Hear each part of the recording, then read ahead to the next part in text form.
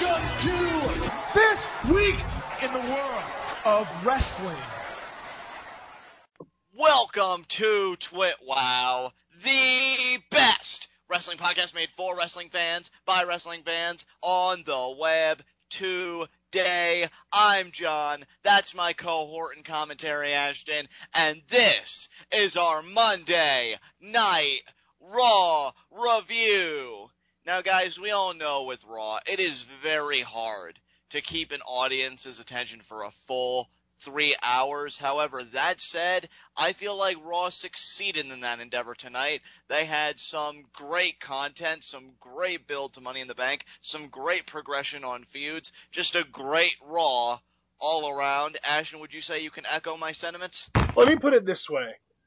Assuming Raw went for 3 hours and 7 minutes, I would say that grand total, not necessarily consecutively, but combined, they kept my attention for about 3 of those 3 hours and 7 minutes. There you go, and I'm right there with you. So with that said, without any further delay, let's get us into our first segment, Heat of the Night. And I just have one nitpick that I want to air out real quick, but no Heats of the Night. And really, it's from a structural standpoint, because I think you made a great point when we were watching Raw together. If I would have done anything differently, I would have switched the stretcher match and the battle royal with each other. Yep. Because the crowd was hot for that battle royal, and I think for any television audience, you want to end the show when the live audience is hot, because that's a high note to end a show on. But I feel like, not necessarily that they weren't into the stretcher match by any means, but that there was a lull. I don't think you want to close a show out that way. So yeah, from a structural standpoint, I would have just flipped those two matches around. Other than that, no complaints. Absolutely agree, dude. I was actually tempted to say that my Heat of the Night is that they hot-shotted a stretcher match to Raw, but you know what? I don't think that John Cena versus Kane in a stretcher match is something that people would want to pay to see anymore, so now that I think about it, it does make sense, and I'm okay with it. Yeah, you know what? I'm right there with you. Seeing as how Kane and John Cena already had matches like a stretcher match and things like that, I think they're no longer a viable combination in my eyes. Yeah, dude, they've had an ambulance match as recently as 2.5 years ago. Right. I don't think they're a viable pairing anymore as opponents on pay-per-view, but on TV, I think it's an interesting main event. I think it certainly grabs attention. I'll be very curious what the ratings were for each hour for this Raw, because again, I thought there was some great content here tonight. Absolutely, dude. This Raw was one of the best Raws, I'll say, since pre-WrestleMania. Yeah, I would absolutely agree with that. I felt fully engaged with this show. I know you and I complain about, and I'm sure it won't be long before we go back to it because it's a justifiable complaint, how we feel the wear of 3 hours, when you get to that 2.5 hour mark, and then you're like, oh man, let's get this show done. But here, I think there was so much to keep you sustained that even if you did feel the lull, you just went back mentally to the stuff that you saw earlier in the night, and you're like, man, what a great Raw this has been. So yeah, I'm really happy with it. Absolutely. All right, dude, so let's get right into our Monday Night Raw review. I like it, man. I like it. Packing a punch. And we open up this Raw like we open up most Raws lately with everybody's favorite prom couple, The Authority.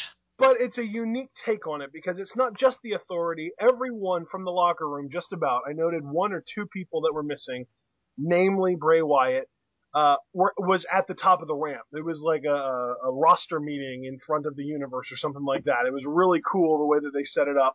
So yeah, we open up with the Authority coming out. They kind of part the Red Sea, part the Superstar Sea, and come out between everybody. And they, as usual, we open Raw with the Authority cutting a promo.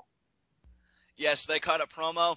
Pretty much the gist of this promo is it combines similar elements, the ragging on Daniel Bryan. He couldn't be a fighting champion. He was a quote-unquote a competitor, but in a B-plus body, and that's why he couldn't sustain what he was doing. That's why he was never meant to be a champion. And then they make it into some kind of faux apology for the roster, saying it must have been so hard for you going without a fighting champion and without a representative of the WWE World Heavyweight Championship. But the Authority is all about opportunity, which is why tonight, we're rectifying that. Everybody knows there's 2 spots left in the WWE World Heavyweight Championship ladder match at Money in the Bank.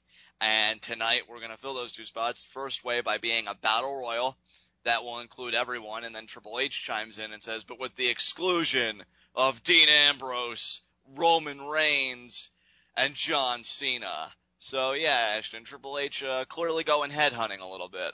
Yeah, I mean, I like that he singled out those three guys. I was actually shocked that he said that John Cena wouldn't be in it, but obviously when he said it, we could both make the, kind of connect the dots. It makes sense.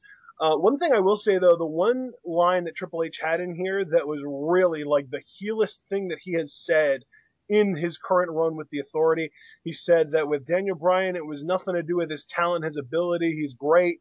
It's all about his heart, and he doesn't have the heart to come out here and defend the title. And he kept on like ragging on Bryan for not competing.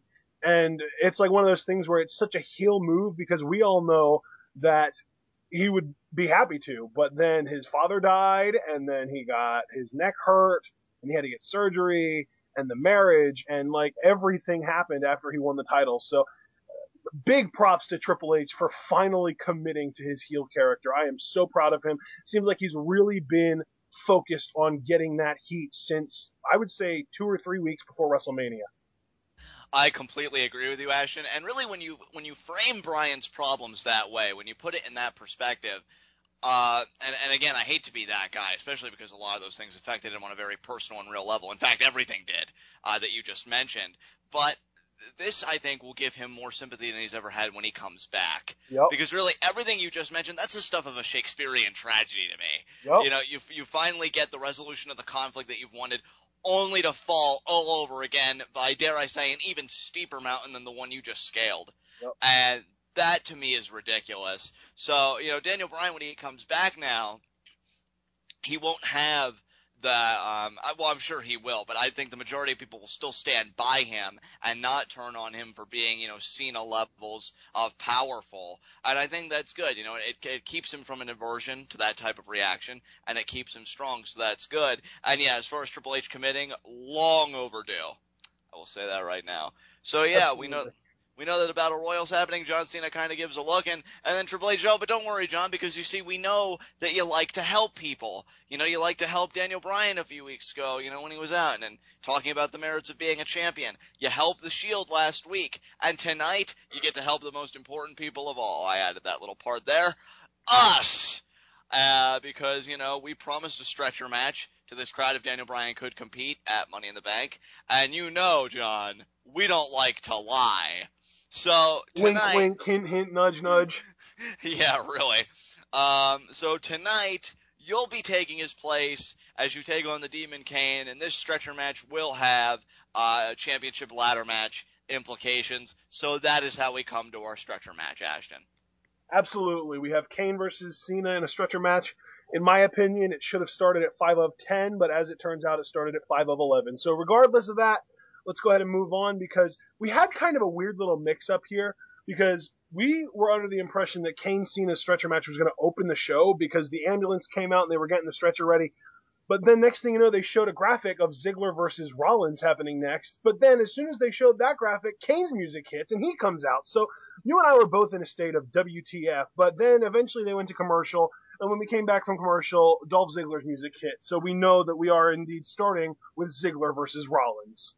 And hey, no complaints. When you put two guys the caliber of Seth Rollins and Dolph Ziggler in a ring together, you're guaranteed to get money every single time. And when you put them together as an opener, I don't think anything could get the crowd hotter. These guys tore the house down. Dude, what I love about Dolph Ziggler's offense is it feels like you're playing a video game with checkpoints. Because it's like you start with that beautiful drop kick of his, and then you transition into the show-off DDT, and then eventually he hits the Famouser, and then you have the zigzag. Oh, and actually, you know what? Toss between the sleeper, I just kind of spoiled it, but between the Famouser and the zigzag, you have the sleeper, and you need to accomplish each one of those goals before you can move on to the next. So it's like when he hits that drop kick, it's like, oh yeah, up next we're totally gonna get that show-off DDT, and then he hits, and it's like, oh yes, Famouser soon. And then he hits the Famouser and it's like, oh man, we're going to get a sleeper. And then when he hits the sleeper, it's like, oh god, now you never know. He's going to hit the zigzag out of nowhere. He might actually win. And that happened in this match, in that exact progression. And it was so fun because you felt like he was going to win. You felt like he had the chance. You felt like maybe, just maybe, Dolph Ziggler would pull this out. And nobody And really, it's ironic because I've said this about both of these guys before, so I can't really say nobody, so maybe nobody except their opponent. But I'll say it for the sake of making sense. Nobody does sympathetic babyface better than Ziggler. You know what? Before I touch on the sympathetic babyface comment, which I completely agree with, the irony here is that your delivery of everything you said about Dolph's matches, that's exactly what makes Dolph so great, because pretty much what you articulated, Ashton, is that Dolph's offense, you're able to telegraph it. You're able to see what's coming. But the thing is, you said it with such energy and such excitement, which is exactly what Dolph brings to his offense, which is exactly what makes it so great. Because there's a certain oomph that he puts in every maneuver that there are times, I think, can he beat him with the Famouser? Or can he beat him with the top rope X Factor? This, that, or the other. And that's the thing. With most guys, when they do their offense, you just think, it's going through the motions. But with Dolph, there's a certain air that surrounds it that you think, wow, could he win? Could he pull out the upset? Despite the fact that, yeah, just the way you said that whole review, his offense is able to be telegraphed by anybody that's watched his matches closely enough. But that doesn't make them any less exciting. This was amazing, and I agree with you. Dolph is amazing at being that sympathetic babyface because, the way he sells coming close is just fantastic, because I remember at one point when Rollins kicks out of the Famouser and Dolph just gives this look and he looks up at the ref and he holds the two fingers up as if to say, that was really two? And the ref says, yeah, and it's just like the despair. Like, what do I have to do? Yeah, to dude, get this Ziggler looks victory? like he just watched his dog get shot. Exactly. And the thing is here, this is the third time they've competed on television. They had a match, I think, on SmackDown, then another one on Main Event, and now they've had one on Raw, so they can say that they've competed on all three, I guess, main shows. If they were to ever feud for any kind of championship, world, mid-card, whatever, I would not complain. Dude, absolutely. Yeah. Fantastic. Yeah. So, the match is starting to kind of wind down, and Rollins starts to really kind of dominate here towards the end. He blocks a show-off DDT and turned it into a buckle bomb. And then Ziggler was just kind of laying there, and when he was getting up, Rollins decided to go for a second buckle bomb. So he hits that, and then he was going for the curb stomp. He hit the blackout, and then as he was going for the pin, Dean Ambrose runs in, wearing a freaking leather jacket and a black wife beater and jeans, and he beats down Rollins. And dude, I was so excited because I was like, holy crap, the Shield is still a thing. But Dean Ambrose is finally branching out on his own, and he cut a freaking amazing promo afterwards. This was so good. And you know what, dude? For me personally, and I doubt we'll get it for the record, but I would love if they kept the Shield together but still went ahead with giving Roman Reigns and Dean Ambrose their own identities. And maybe they could just have an amicable split like we saw. That's kind of what they're doing, though, dude. Yeah, it seems like it, and I hope they commit to it, I think is what I'm saying. Because I think WWE has done a great job with being. Well, dude, I think you just came up with your Raw request for the night. Yeah. That I'll even say it right now. I'll go straight ahead and I'll say that is my Raw request. Don't phase out the Shield in a very bitter and violent fashion, because I was just about to say, which we'll get more into later with other segments that happen, but WWE has done a tremendous job of taking storylines that you think have become formulaic and that you're personally able to mentally dictate watching it on television, and they take a development that not only is it jarring because you didn't see it coming, but it's positive because you think, like, wow. Why? Beg pardon? I said, why Rollins? Why? Yeah, why Rollins? Why? And then again, as things we'll talk about later, which just has left everybody in a state of like, wow, that's interesting. But yeah, and then the Shield is definitely one of those. So I think it's great. Dean Ambrose having his own music, which I already prefer to Rollins, but I hear Rollins is going to get an upgrade soon, so that's cool. I've been telling you on TWitWoW, I've been telling you in personal conversation, I want these two to have a match of Money in the Bank. I certainly think they will. And, oh man, if it gets 20 minutes, I think you said it best, Ashton, we've got a Match of the Year candidate. Definitely. I mean, and here's my thing. I think they're going to have a match. I mean, I think there's a potential for 3 straight pay-per-views here.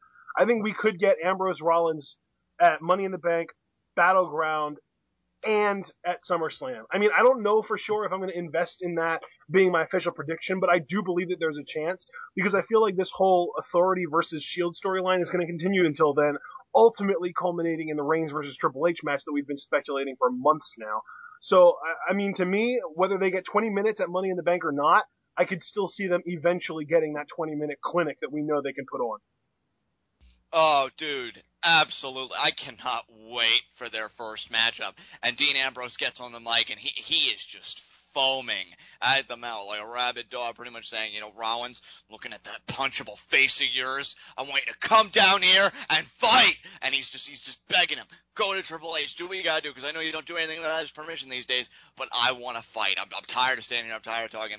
Triple H then appears on the Titantron, and then he says, "Oh, Dean, calm down. There's no need to get all crazy," pointing at his very blatantly obvious psychosis, and saying, you want Seth Rollins, fine, but it won't be, it won't be tonight. But the good news is, you're here and you like to fight, and because of that, I'm afraid I've got some bad news. And then Bad News Barrett music hits, which means we are getting the Intercontinental Champion versus Dean Ambrose. And dude, Raw opened on fire because both of these first two matches were absolutely phenomenal. Ambrose and Barrett put on a clinic, and the finish to this match, in my opinion, was even better than the finish to the Rollins-Ziggler match. I agree with that, but before we touch specifically on the finish, I want to backpedal just slightly and give kudos to Michael Cole, of all people, because I think he had an excellent soundbite in this match, which didn't even really register with me, like how great his point was until I really thought about it. And he said that Bad News Barrett has kind of been the hitman for the Authority as of late. Yep. And I love it. I love that Barrett, with the Wyatt family doing their own thing and the Shield having disintegrated for all those reasons, that Barrett is now in the position of the go-to guy. And you know what? I hope it's a position that in the coming months really gets emphasized and really becomes more prominent, because that could be Barrett's ticket to the main event. I think that would be terrific. Can I just point out a bit of an irony here? What's that? You and I have been calling for Wade Barrett to have a Hitman gimmick for over a year. Right. Probably closer to 2 years. Yeah, that's true. And we might just be at the turn of it, potentially. Even if it's not coming out and saying, yeah, I'm a hitman for hire, just being the guy that the Authority goes, hey, Wade, we need you to take this guy out. He's becoming a problem. Or when Daniel Bryan comes back. Hey, Wade, we need you to deliver some bad news to this guy. Yeah, exactly. Or can you imagine when Daniel Bryan comes back? Because he is going to have to jump through hoops to get back in championship contention. Even though he's a lot like Randy Orton in that I think he should have an automatic rematch as soon as he comes back. But the Authority isn't going to allow that. And maybe he even has a little mini program with Bad News Barrett. I just think there's a whole lot of potential here. And I just wanted to remark that I really thought Cole was on point, and I appreciated him making that commentary. But yeah, the finish. Because, and as you said, it was better than the one from SmackDown, which is funny because it relied on a lot of the same elements. Seth Rollins appears out of nowhere. He's distracting Dean Ambrose on the announce table. Dean Ambrose, of course, seeing as how Seth Rollins is the object of his ire, pursues Seth Rollins, actually gets his hands on him, though, and is able to beat him down. They fight through the crowd, but of course, there's still a match in progress, so the referee's making the count. Bad News Barrett wins by countout, ultimately, but Dean Ambrose wasn't done. Can I just point out how massively over Dean Ambrose has been on this show?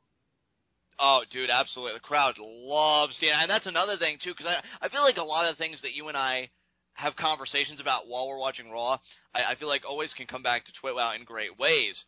Because you and I were saying how absolutely shocked we were, how over Dean Ambrose has been and how successful it's been, him being a sympathetic babyface. Because even you clarified your statements, because I said, well, you called it, dude. I should really be the one eating crow. And you said, no.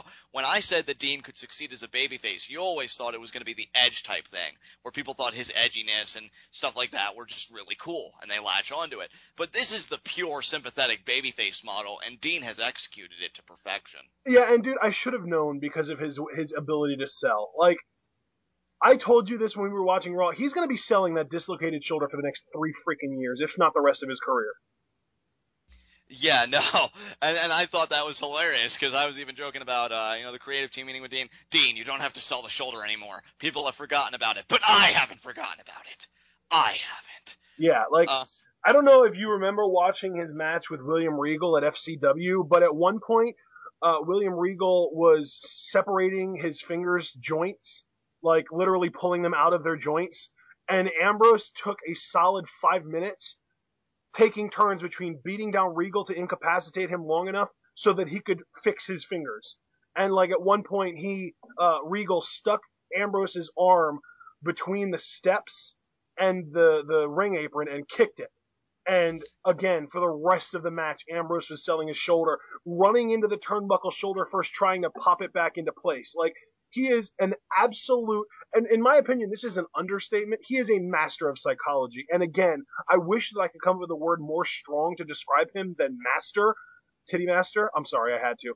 But yeah, he is more than a master at psychology. I would call him a pure aficionado in every sense of the word.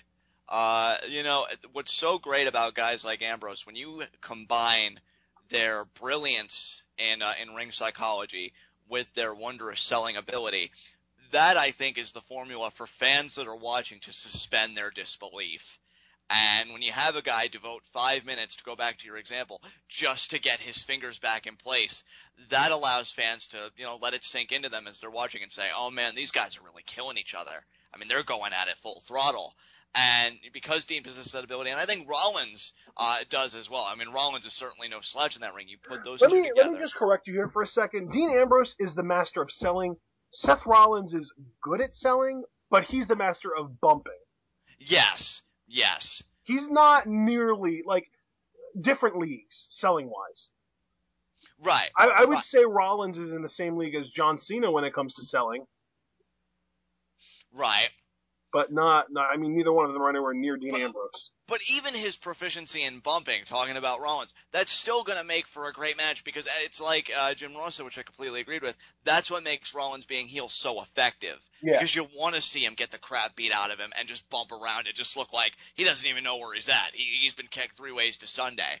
And to me, that just makes this combination, this inevitable matchup, so epic. And I can't wait for it. And I just got to give big ups to both guys. I mean, we didn't want the dissolution to come because we love the Shield so much, but this is exactly why we were okay with it, because we knew we were looking at 3 future main eventers at one period or another in their careers. And we're already seeing that kind of pan out with stories like this. So kudos to them, really. Absolutely. So as you said, Ambrose gets counted out, but then he comes back into the ring and continues to beat down on Barrett, which is why I referred to how over he was, because he gets another huge pop for it. So Ambrose, super over babyface. I would argue he's probably the 3rd most over babyface in the company right now, Daniel Bryan and Roman Reigns being 1 and 2. Yeah, it seems like a fair assessment. Definitely.